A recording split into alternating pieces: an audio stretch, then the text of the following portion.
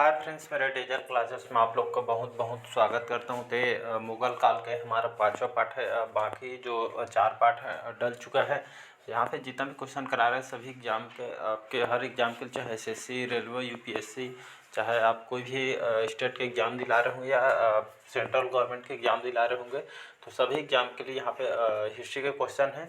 तो सभी क्वेश्चन आपके इम्पोर्टेंट है। यहाँ से प्रीवियस ईयर में क्वेश्चन पूछे भी गए हैं। तो स्टार्ट करते हैं आज के सेशन। ये हमारा पांचवा पार्ट है मुग़ल काल से। अगर बाकी पार्ट नहीं देखोगे तो जाकर देख सकते हैं। सारे क्वेश्चन इंपॉर्टेंट जो आपके हर एग्जाम में काम आएगा। ऐसा कोई भी एग्ज़ाम नहीं हो जिसमें काम नहीं, के सभी एग्ज़ाम के लिए इम्पोर्टेंट है, चाहे कोई भी एग्ज़ाम दिला रहे हो। तो स्टार्ट करते हैं आज का सेशन। और आप नए होंगे चैनल में तो चैनल को सब्सक्राइब करके रख लीजिएगा ताकि आप तक नोटिफिकेशन पहुंच पाए। तो अकबर के शासनकाल में अनुदित महाभारत के फारसी में अनुवाद किसने किया था? तो याद रखिए रजननामा। तो अकबर के शासनकाल में अनुदित जो महाभारत के फारसी में अनुवाद किया था रजननामा में। तो इसका डी ऑप्शन सही हो जाएगा। आरआरबी रेलवे में क्वेश्चन पूछा। अगला क्वेश्चन देखते हैं। अकबर की अंतिम विजय थी आमेर, असीरगढ़, गुजरात, मेवाड़। तो अकबर के जो अंतिम विजय अभियान कौन सा था? तो असीरगढ़ था जो अकबर का अंतिम विजय था। असीरगढ़ को इन्होंने जीता था। तो इसका बी ऑप्शन याद रखिए। क्वेश्चन पूछा गया है आरआरबी रेलवे में पूछा। अगला क्वेश्चन देखते हैं यहाँ पे। आगरा को अपनी राजधानी बनाने वाला जो प्रमुख मुगल बादशाह कौन था? तो अकबर था जिन्होंने आगरा को अपनी राजधानी बनाया था। इन्होंने तो मुगल बादशाह अकबर था जिन्होंने आगरा को अपनी राजधानी बनाया था। तो इसका बी ऑप्शन सही हो जाएगा। अगला क्वेश्चन देखते हैं। निम्नलिखित कौन अकबर के नवरत्नों में से हिस्सा नहीं था? तो अकबर के शासनकाल में नवरत्न थे जिसमें आपके यहाँ से पूछा गया है, जिसमें शामिल नहीं था। तो इसमें बीरबल ये आपके नवरत्नों में शामिल था। आदिल शाह ये नहीं था। बाकी फैजी और टोडरमल ये ए और आपका सी और डी ये शामिल था नवरत्नों में। बाकी जो बी है आदिल शाह ये सम्मिलित नहीं था। अगला क्वेश्चन। वह पहला मुगल शासक कौन था जिसने धर्म को राजनीति में अलग किया था? तो औरंगजेब, अकबर, शाहजहां, बाबर। तो इसका सही ऑप्शन हो जाएगा अकबर वह शासक था, मुगल शासक जिन्होंने धर्म को राजनीति में इन्होंने अलग किया था। तो इसका बी ऑप्शन याद रखिएगा अकबर। अगला क्वेश्चन है मोस्ट इंपोर्टेंट क्वेश्चन। आपके एसएससी सीजीएल में क्वेश्चन पूछा गया है। लगभग 50 वर्ष शासन करने के पश्चात 50 की एज में मृत्यु हुई थी। 1605 में हुई थी आपके अकबर का। उसे आगरा से बाहर सिकंदरा में दफनाया गया था।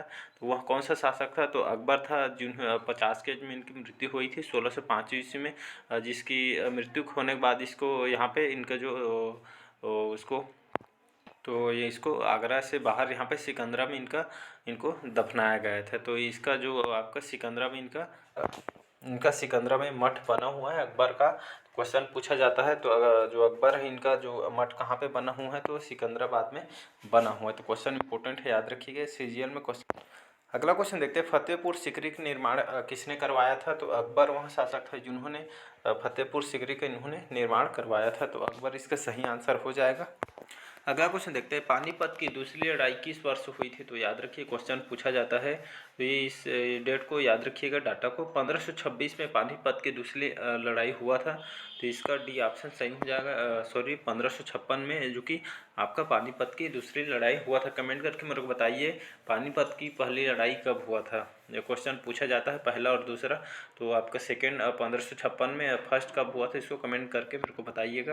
अगला क्वेश्चन देखते हैं। अकबर के समय उनके दौरान न्यायिक विभाग जो प्रमुख उसको जो विभाग था उसको किस नाम से जाना जाता था?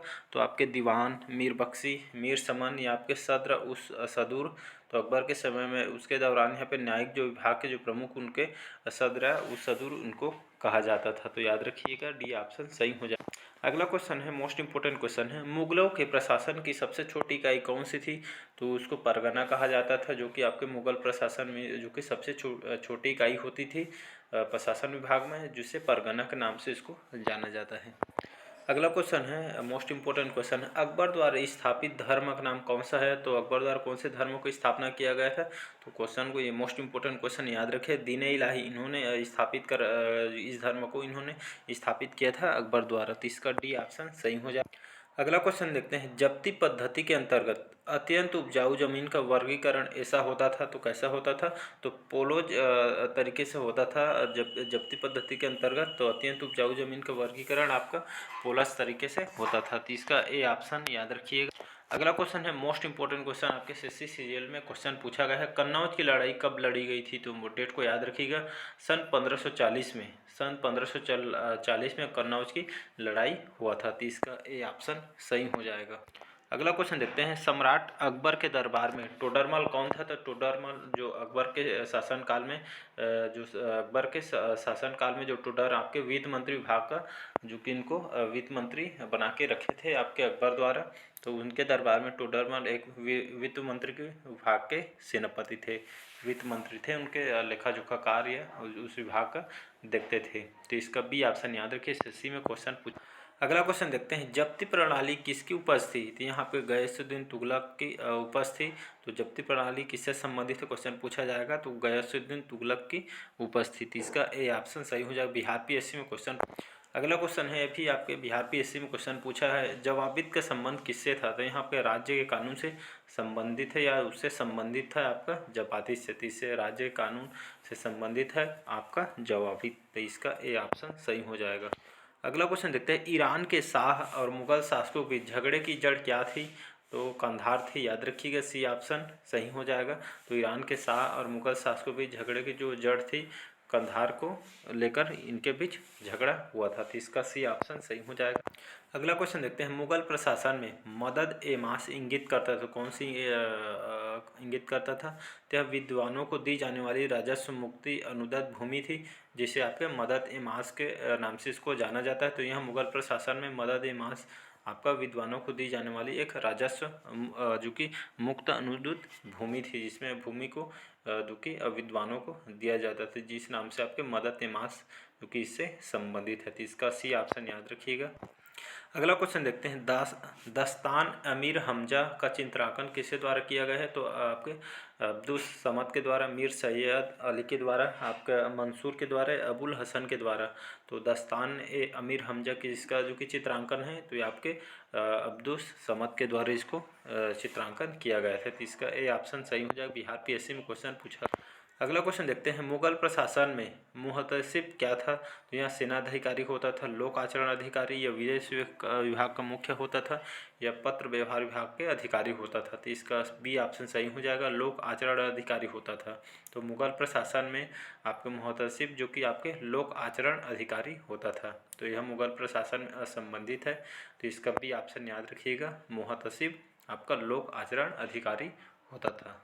अगला क्वेश्चन है most important question, Bihar PSC में क्वेश्चन पूछा गया है, तो निम्न में किस मुस्लिम शासक ने तीर्थ यात्रा कर समाप्त कर दिया गया था? तो बहलोल लोदी ने, हुमायूं ने, शेरशाह ने, या डी है अकबर ने? तो यह अकबर वहाँ शासक था जिन्होंने मुस्लिम शासक ने यहाँ पे जो आपके अकबर ने, इन्होंने तीर्थ यात्रा कर जो लगता था मुगल प्रशासन में, इस तीर्थ यात्रा कर को इन्होंने समाप्त किया था अकबर ने। तो इसका डी ऑप्शन याद रखिएगा। अगला क्वेश्चन देखते हैं, दसवंत और दशावन प्रसिद्ध चित्रकार मुगल सम्राट के राजदरबारी थे, तो किसके राजदरबारी थे? तो अकबर, शाहजहां, जहांगीर या औरंगजेब? तो इसका ए ऑप्शन सही हो जाएगा। अकबर के शासनकाल में आपका जो चित्रकार प्रसिद्ध थे दसवंत और दशावन, ये आपके अकबर के जो कि प्रमुख चित्रकार होते थे, जो मुगल सम्राट के राजदरबारी थे। तो इसका ए ऑप्शन सही हो जाएगा, अकबर याद रखिएगा। अगला क्वेश्चन देखते हैं, आगरा के निकट फतेहपुर सीकरी का नगर निर्मित हुआ था, तो हुमायूं के शासनकाल में, शेर शाह सूरी के शासनकाल में, या अकबर के शासनकाल में? डी है शाहजहाँ के शासनकाल में। तो इसका सही ऑप्शन हो जाएगा अकबर के शासनकाल में। तो इसका बी ऑप्शन याद रखिएगा। तो आगरा के निकट जो आपका फतेहपुर सीकरी है, इस नगर का निर्माण या किसके शासनकाल में इसका निर्माण या निर्मित किया गया था? तो अकबर के शासनकाल में फतेहपुर सीकरी का, इस नगर का निर्माण किया गया था। तो इसका बी ऑप्शन याद रखिए, क्वेश्चन इंपॉर्टेंट है, आपके एग्जाम में पूछा गया है। अगला क्वेश्चन देखते हैं, कोस मीनार है, तो यह क्या है या किससे संबंधित है? तो यह स्मारक मीनार था, यह एक विश्राम गृह था, या एक दूरी निर्धारक था, या मस्जिद के निकट एक स्थित मीनार था? तो इसका सही ऑप्शन हो जाएगा बी ऑप्शन, एक विश्राम गृह था। तो कोस जो मीनार होता था, यह एक विश्राम गृह था, जिसमें लोग यहाँ पे विश्राम करते थे इस घर में। तो इसका बी ऑप्शन याद रखिए, क्वेश्चन पूछा जाएगा तो आंसर लगाइएगा, एक विश्राम गृह। अगला क्वेश्चन देखते हैं यहाँ पे, मुगल प्रशासन में मुख्य काजी था, तो यहाँ क्या होता था मुख्य काजी मुगल प्रशासन में? तो यह मुख्य न्यायाधीश होता था, विदेश विभाग का प्रमुख होता था, या सैन्य अधिकारी होता था, या डी है लोक आचरण के एक पदाधिकारी होता था। तो इसका सही ऑप्शन हो जाएगा मुख्य न्यायाधीश। याद रखिएगा। तो मुगल प्रशासन विभाग में जो मुख्य काजी होते थे, यह मुख्य न्यायाधीश होते थे जो लोगों के भलाई के हित में कार्य करते थे, मुख्य न्यायाधीश। इसका ये ऑप्शन याद रखिएगा। अगला क्वेश्चन है, लास्ट क्वेश्चन है मुगल प्रशासन, ये हमारा मुगल काल का लास्ट क्वेश्चन है। फिर नेक्स्ट नए चैप्टर से स्टार्ट करेंगे हम। 1582 में अकबर ने दीन-ए इलाही लागू किया था, इस्लामिक सिद्धांत के लिए, व्यवहार संहिता के लिए, या इस्लाम द्वारा प्रभावित हिंदू कानून के लिए, या डी है उपयुक्त में से कोई नहीं। तो 1582 में अकबर ने दीन-ए इलाही लागू किया गया था, तो उपयुक्त में से कोई नहीं इसका सही आंसर। तो क्वेश्चन यही तक समाप्त होता है। कल से हम नया पार्ट यहाँ पे स्टार्ट करेंगे, दिल्ली सल्तनत वगैरह से क्वेश्चन स्टार्ट करेंगे। मुगल काल कंप्लीट हो गए हैं। जो बाकी 4 पार्ट डल चुके हैं उसको भी जाकर देख सकते हैं। सभी क्वेश्चन इंपॉर्टेंट है जो आपके एग्जाम में डायरेक्ट क्वेश्चन पूछा जाएगा। तो चलिए बस आज के लिए इतना ही। अच्छा लगे चैनल को लाइक सब्सक्राइब कमेंट कीजिए। Thank you.